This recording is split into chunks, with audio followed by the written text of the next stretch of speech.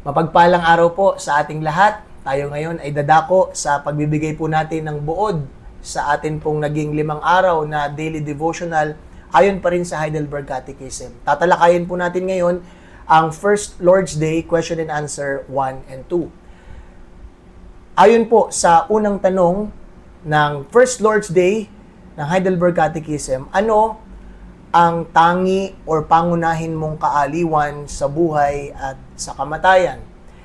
Ang sagot, na ako ay hindi nakabilang sa aking sarili, kundi ako ay pag-aari o kabilang katawan at kaluluwa sa buhay at sa kamatayan sa aking tapat na tagapagligtas na si Hesukristo. Lubos niyang binayaran ang lahat ng aking mga kasalanan sa pamagitan ng kanyang mahalagang dugo, at ako ay kanyang pinalaya mula sa kapangyarihan ng kaaway. Kanya akong pinangangalagaan o binabantayan na kahit isang buhok sa aking ulo ay hindi maaaring mahulog nang hindi kalooban ng aking amang nasa langit. Sa katunayan, ang lahat ng bagay ay nagkakalakip-lakip para sa aking kaligtasan. Sapagkat ako ay kanyang pag-aari, ako ay binigyang katiyakan ni Kristo sa pamagitan ng banal na Espiritu ng buhay na walang hanggan. At ginagawa niya akong buong pusong handa at maging masunurin mula ngayon upang mabuhay para sa Kanya. Ikalawang tanong, ano ang dapat mong malaman upang mabuhay at mamatay ka sa kagalakan ayon sa kaaliwang ito? Sagot, 3 bagay. Una, kung gaano kalaki ang aking kasalanan at miserableng kalagayan. Ikalawa, kung paano ako pinalaya o iniligtas mula sa lahat ng aking mga kasalanan at mula sa miserableng kalagayan na ito. Ikatlo, kung paano ako magpapasalamat sa Diyos sa gayong kaligtasan. Sa unang bahagi po ng ating naging question and answer ayon sa First Lord's Day ng Heidelberg Catechism, nililinaw sa atin ano nga ba ang natatangi o pangunahin nating kaaliwan sa buhay man o sa kamatayan. Sa pagsisimula ng bagong taon, natural lang na tayo magbalik tanaw sa nakaraan. Tumarap sa kinabukasan ng may halong pag-asa at pangamba.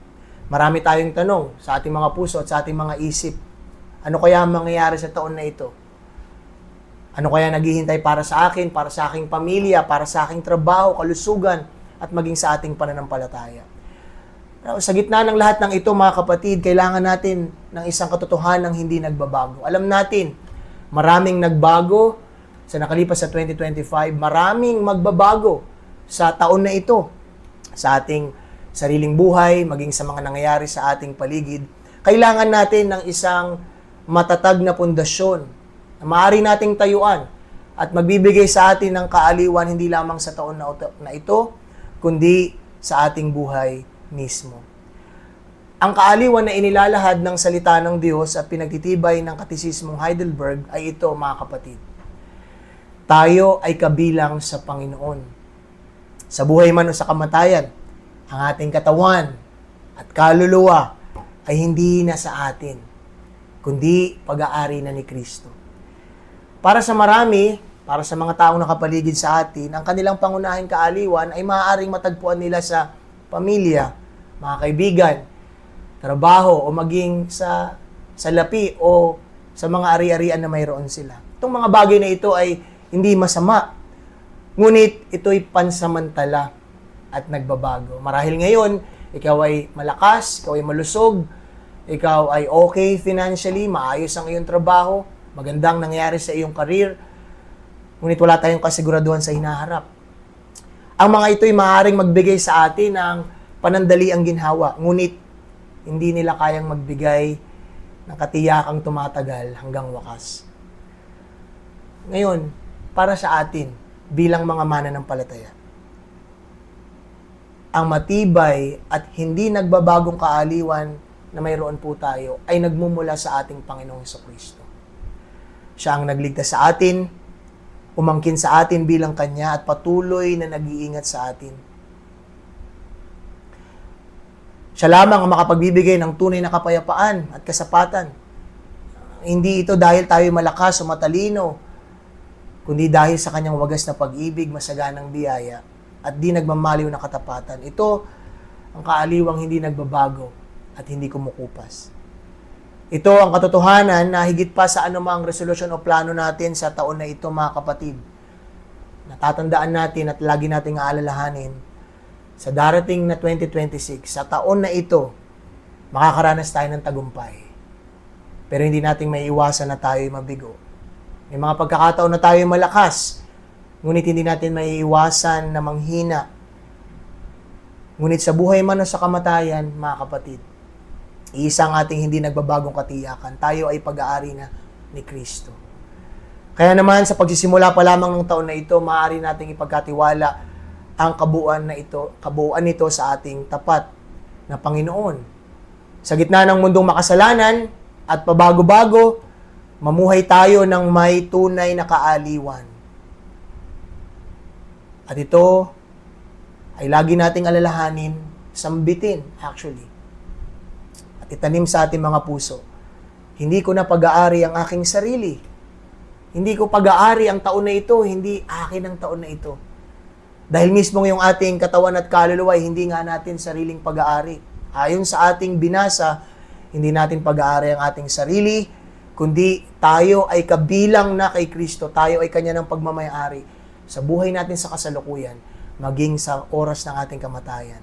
Tayo ay kabilang na kay Kristo na siyang tapat nating tagapagligtas. Ito ang matatag na pundasyon at hindi nagmamaliw nating kaaliwan. Hindi lamang sa taon na ito, mga kapatid, kundi maging sa oras na tayo ay malulugmok dahil sa problema at pagsubok, sa pagkabigo natin sa ating digmaan laban sa kasalanan, maging sa buhay na walang hanggan sa piling ng ating Panginoon.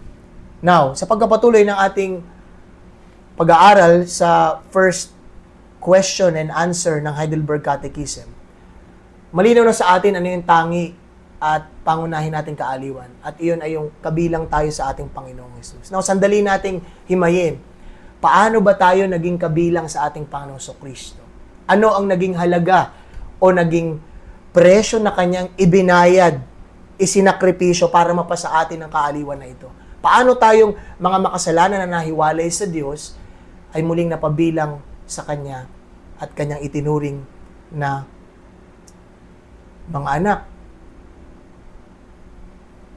Sa pagkapatuloy ng Heidelberg Catechism, sinasabi sa atin na tayo ay kabilang na sa ating Panginoong Kristo. Bakit?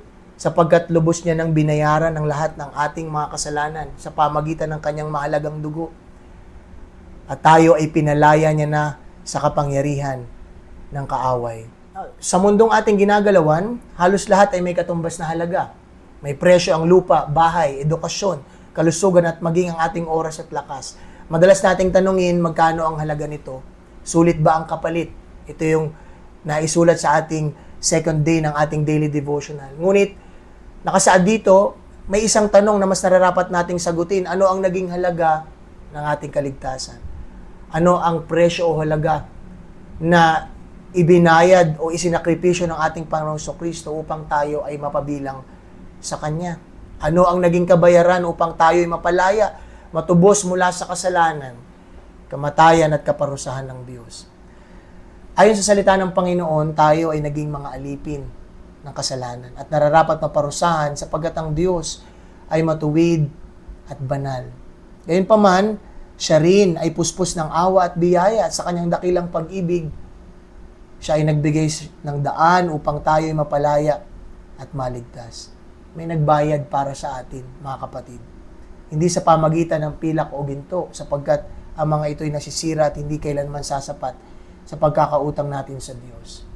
Ang kabayaran na nagpalaya at nagpanumbalik sa atin sa Diyos ay walang iba kundi ang mahalagang dugo ng ating Panginoong Hesukristo.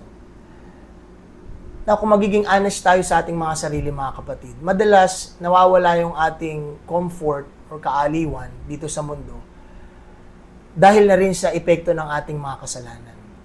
For example, tayo ay nagkaroon ng malubhang karamdaman at sinabi sa atin ng doktor na hindi natatagal ang ating buhay. Kahit sabihin sa atin na, Mateo, huwag kang mag-alala, itong iyong kaaliwan, ikaw ay kabilang na kay Kristo sa buhay at kamatayan. Ang nagiging sanhi ng ating pagdududa o pagkatakot ay ito. Paano yung aking mga naging kasalanan? Ano ang aking kahihinatnan sa kabilang buhay dahil sa aking mga nagawang pagkakamali? Nagagawan ko ng kasalanan ng aking asawa, ang aking mga anak, maging ang mga tao na kapaligid sa akin. Ito yung pagkapatuloy ng ating kaaliwan. Hindi lang tayo kabilang kay Kristo, kundi tayo ay kabilang kay Kristo dahil tayo ay Kanyang pinatawad na. Pinagbayaran niya na ng buo at lubos, ganap, ang lahat ng ating mga kasalanan. Kaya, hindi tayo matatakot. Hindi tayo dapat matakot kung tayo man ay pumanaw mamaya o bukas. Dahil alam natin, ang lahat ng ating mga kasalanan sa nakaraan, kasalukuyan, sa hinaharap, ay napatawad na ng Diyos. Hindi na tayo hahatulan ng Panginoon. Ang disposition na ng Diyos ay hindi pagpaparusa at paghatol sa atin, kundi pag-ibig at mapagpalang presensya ang ating hinihintay sa ating kamatayan. Tayo ay makakapiling ng Diyos. So, kaakibat ng ating kaaliwan, mga kapatid, ay maunawaan natin na kaya tayo may kaaliwan ay dahil kabilang tayo kay Kristo. At ang lahat ng ating mga kasalanan ay napatawad na at sinunod pa sa atin ng Heidelberg Catechism, tayo ay pinalaya na rin sa kapangyarihan o impluwensya ng kaaway. Tayo ay napatawad na sa ating mga kasalanan at walang magagawa si Satanas at maging ang lahat ng kanyang kampon, maging ang kaaway ni Kristo at kaaway ng mabuting balita, wala silang magagawa sa atin kung hindi loloobin ng Diyos.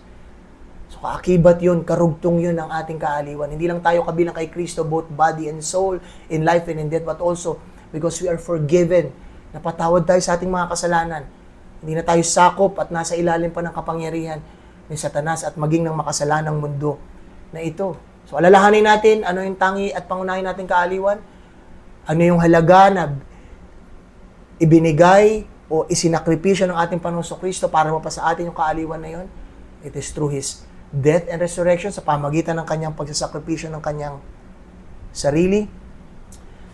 Matapos nating maunawaan ano yung naging halaga na isinakripisyo at ibinayad ng ating Panginoong Kristo para sa atin, ngayon alamin natin ano yung sakop or scope ng ating kaaliwan. Dito na magpapatuloy ang question and answer with regards to the providence of God. Ang sakop ng kaaliwan na mayroon tayo ay pangkalahatan. Hindi lamang tayo mayroong kaaliwan tuwing tayo ay nasa kasaganaan o nasa maayos na sitwasyon, kundi itinuturo rin sa atin, kung itutuloy natin yung question and answer 1, Kanya akong pinangangalagaan na kahit isang buhok sa aking ulo ay hindi maaaring mahulog nang hindi kalooban ng aking Ama na nasa langit. Sa katunayan ng lahat ng bagay ay nagkakalakip-lakip para sa aking kaligtasan. Tingnan ninyo mga kapatid, ano yung tangi at pangunahin nating kaaliwan na hindi magbabago? Tayo ay kabilang na kay Kristo. Tayo ay pinatawad na sa ating mga kasalanan. Ang lahat ng ating kasalanan ay bayad na. Hindi na tayo nasa ilalim o hindi na tayo dapat matakot sa impluwensya at pagkilos ng kaaway sa mundo na ito. Tayo ay tinubos na, pinalaya na mula sa bagay na iyon. Maging sa puot ng Ama, tayo ay napalaya na. At para sa kasalukuyan, ito yung sakop ng ating kaaliwan. Mayroon tayong kasiguraduhan na ang bawat detalye ng ating buhay ay nasa ilalim ng mapagmahal at makapangyarihang pamamahala ng Diyos, ng ating Ama. Ang ginamit dito na illustration ng author ng Heidelberg Catechism, marahil si Zacharias Ursinus sa part na ito, na kahit isang buhok sa ating ulo ay hindi maaring mahulog. Gaya nga ng binanggit ko sa ating naging catechetical instruction last Lord's Day, kapag may nahuhulog na buhok, isang hibla sa ating ulo, hindi natin namamalayan. Wala tayong pakialam. Pero bakit ito yung ginamit sa atin na kahit isang hibla ng ating buhok ay hindi mahuhulog kung hindi ito ay papahintulutan ng ating Ama. Na, ibig sabihin, kahit sa pinakamaliit na detalye ng ating buhay na minsan nadidisregard na natin at hindi na natin inaalala, kahit sa maliit na bagay na iyon, ito ay sakop pa din ng makapangyarihan at mapagmahal na pag-aalaga ng ating Ama. Meaning, yung maliit na detalye ng ating mga buhay, maging lalon-lalo na sa tingin natin ng mga malalaking bahagi ng ating buhay, seryoso at importanteng aspeto ng ating buhay, ito lahat ay nasa ilalim ng pangangalaga. At ang mas proper na translation, ito ay nasa ilalim ng maingat na pagbabantay ng ating mabuti at makapangyarihang Ama na nasa langit.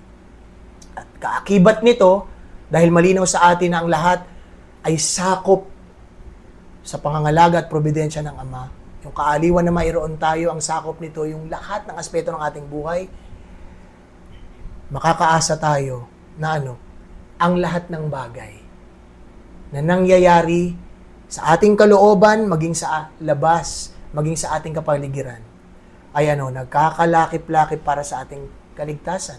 Romans 8:28, kabisadong natin lahat. All things work together for our good. Ibig sabihin, all things, kasama doon yung pagkakasakit ng ating mahal sa buhay, pagsubok na hindi natin inaasahan, pagtanggal sa atin sa trabaho, pagkabigo natin sa exam sa school, although mayroon tayong mga pagkukulang, kasalanan, yung all things dito ay nangangahulugang all things, lahat ng bagay. Nagkakalakip-lakip para daw saan? Sa ating kaligtasan o para sa ating ikabubuti. Nasa Romans chapter 8 pa rin. Ano yung ayon dun sa ating kaligtasan at para sa ating ikabubuti? Upang tayo mas maging kawangis ni Kristo. Upang tayo ay mas lumago sa pananampalataya, sa kabanalan at mas maging kalarawan ng ating Panginoong Hesus na siyang sukdulang layunin ng Diyos para sa ating kaligtasan. So again, ano ang tangi nating kaaliwan? We belong to Christ, both body and soul, in life and in death. Ano yung halaga na binayaran ni Kristo, isinakripisyo ni Kristo para ma-attain natin yung kaaliwan na yun? Binigay niya ang kanyang sarili. He died for us to pay for all our sins, to redeem us sa kapangyarihan ng kasalanan, kamatayan at maging ni Satanas. Ano yung sakop ng kaaliwan? Lahat ng bagay. All things. Lahat ng bagay ay nasa ilalim ng probidensya ng Ama. Ito yung sakop ng ating kaaliwan. Sumunod, hindi lang yung sakop ng ating kaaliwan, maging yung tinuturo din sa atin na yung kaaliwan na mayroon tayo ay may kaakibat na katiyakan. The comfort that we have involves assurance. Anong sabi sa pagkapatuloy ng question and answer 1? Sapagkat ako ay pag-aari na ni Kristo, ako ay binibigyan niya ng katiyakan. Now, to be honest,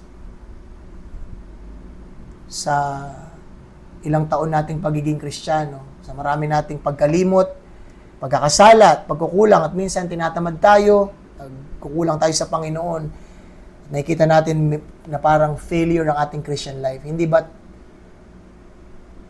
natin maiwasang magduda. Ako ba talaga ay kabilang na kay Kristo?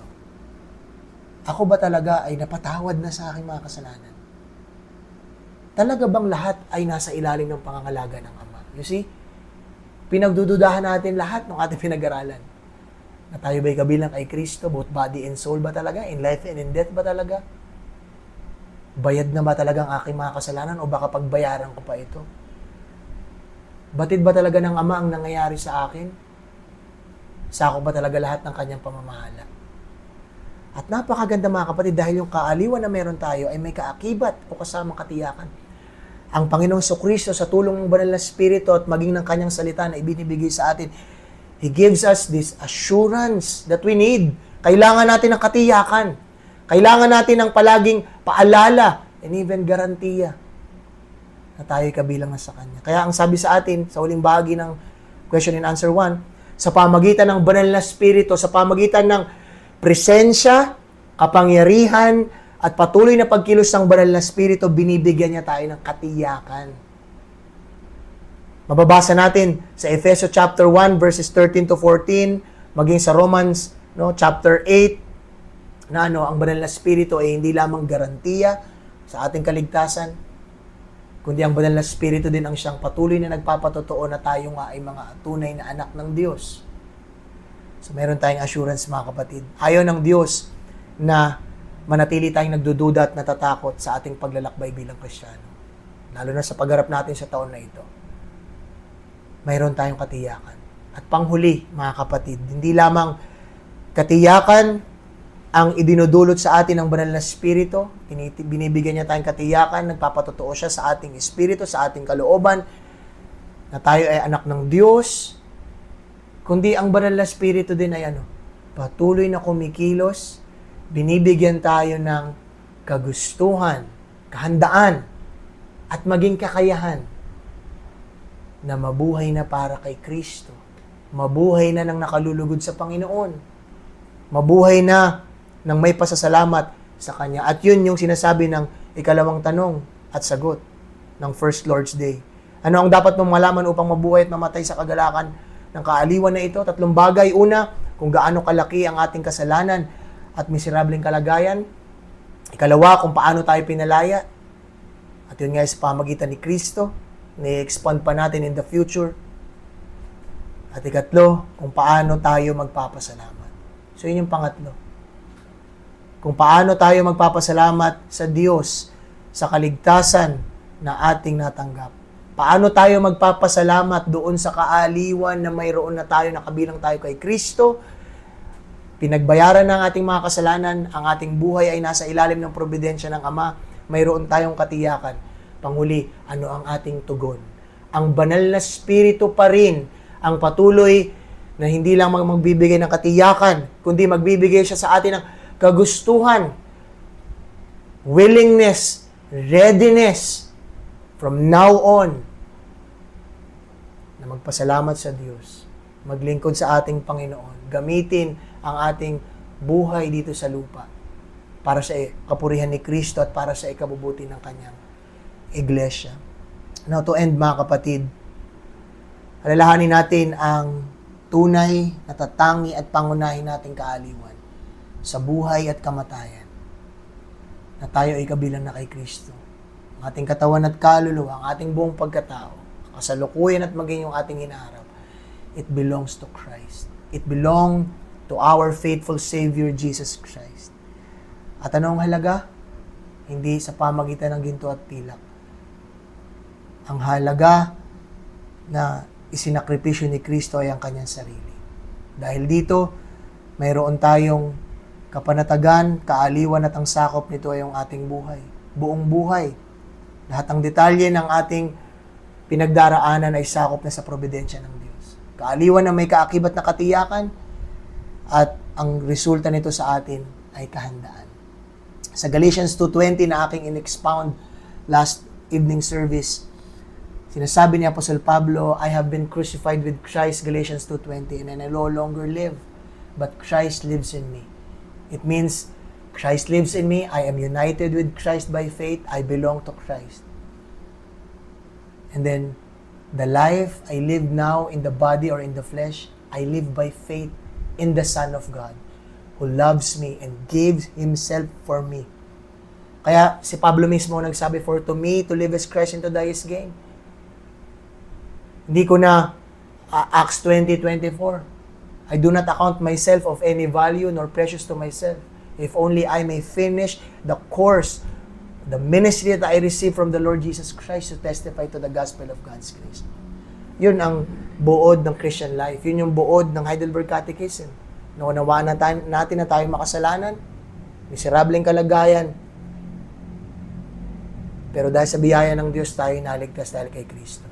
Tayo ngayon ay kabilang na kay Kristo. At bilang tugon, tayo ay mamumuhay. May kahandaan, kagustuhan at kakayahan sa tulong ng Banal na Espiritu na tumugon ng may pasasalamat para sa Kanyang kapurihan.